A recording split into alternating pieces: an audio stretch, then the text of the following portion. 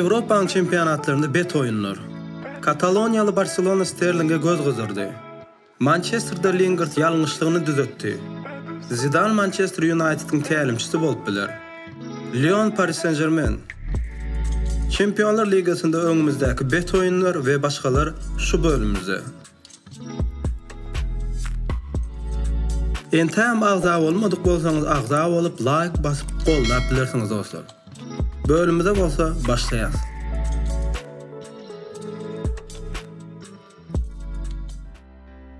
Fransa çempionatında PSG bilen Lyon doştu. Oyun kızıklı bolup bir hasabı bilen gotormaldy. Yani oyunun sonunda Icardi kömege geldi.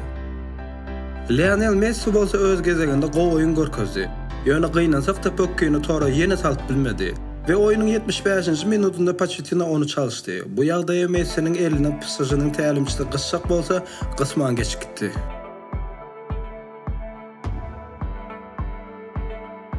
Real Madrid bilen Valencia doştu. Bu oyunda hasap bir bariyaka öz güçlülüğü bilen oyunun sonunda Benzema kömege geldi. Ve topara 3 otuk getirdi.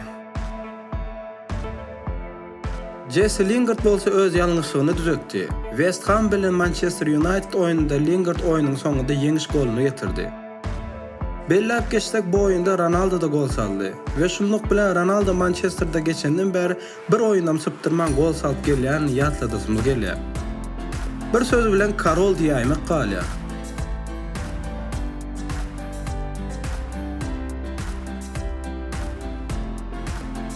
Sterling Barcelona geçme mümkün. Bu barada Sport.yes çeşmesi haber veriyor. Bellak geçti Katalonyalı topar şu Thomas'ta Sterling'i arayanda hükmünde alacak boldu. Yöne City karşı çıktı.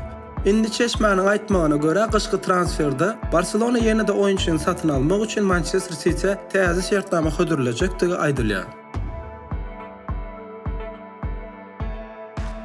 Angliyan Tottenham toparı öz oyunda Çempionlar Ligasının çempionu Chelsea'ni kabul etti. Oyun Norwich hasabı bilen Chelsea'nin tarafında boldu.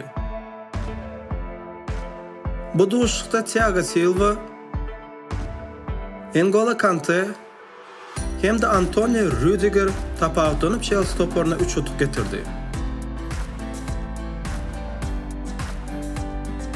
Adidas kampanyası Manchester United bilen 2014 yılda en qımmat şartnama bağlanışıptı. Adidas 10 yıl şartnama üçün 750 milyon funt sterling Manchester'a tölecekti aydılıyor.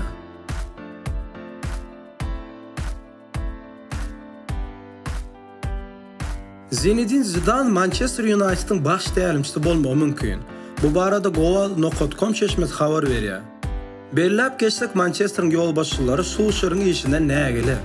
Eğer yakın vaxtda Solskjaer dine qovu netice görkezip bilmese, Zidane'ın Manchester'da baş təlimçi bolmağı çındanı mümkün. Zidane bolsa Fransa'nın milli yığındısını təlimçilik etmeye arzu ediyor. Yani ol Katar'da geçsek dünya çempionatından son bolmasa ondan ön bolmaz. Bu yağdaya bolsa milli yığındımıza təlimçilik etmezden ozal yeni bir klubunu topar etmem qatak mal deyip Zidane jurnalistlere cevap veriyor. Dostlar, siz neyme fikir ediyorsunuz? Zidane Manchester'a gelir mi ya da gelmez? Tesvirde belirlen. İnni bolsa şu at video düşürüp Doğukam Avrupa'nın en güçlü çempionatlarında qaysı toparın neçinci yerde baryanlarını görkezeyin. İspanya'nın çempionatında Real Madrid 13 tuğu bilen birinci yerde barya. Angliyan çempionatında birinci yerde Chelsea.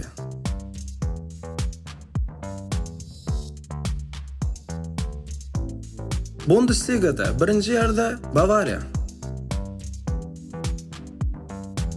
İtalyan çempionatında 18. yerde Juventus'u görmek qatağır deyge. Yani birinci yerde Inter Milan.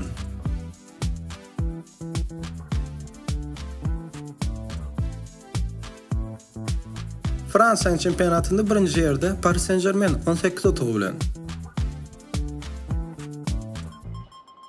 Önümüzde 29. 30. sentyabr günleri Çempionlar Ligasının gruplarının arasında ikinci tapkır oynanıyor. Gelin şu günler nähili kızıklı oyunlar bardığına sığın edelim.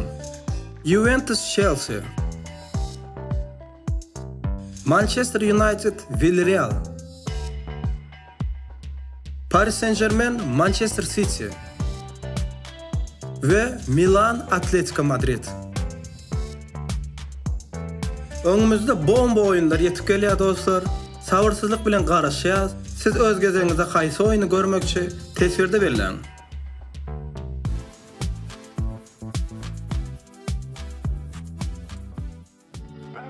Dostlar, biz ýa futbol täzelikleriniň 4-nji bölüminiň soňuna ýetip gelýär. Halan bolsaňyz like we dostlaryňyz bilen paýlaşmaňyzy haýyş edip soraýan. Şu videomuz iň bolmanda 150 like almasa täze bölüm gelmez. Bizim toparymyzy golamak gaty wajyp. Topar bolup edýän işimiz aktiv pes bolsa, ynamyzy ödänok. Şoň üçin dostlaryňyz bilen padilitse düğmesiniň üstü bilen paýlaşyp, ähli türkmen janköýerlerimize ýetirseňiz, täzelik izine geler. Düşünersiňiz diýip umid etýän. Hemmäňiziň janyňyz sag bolsun. Indiki bölümde görüşýänçek, hoş, sag bolun.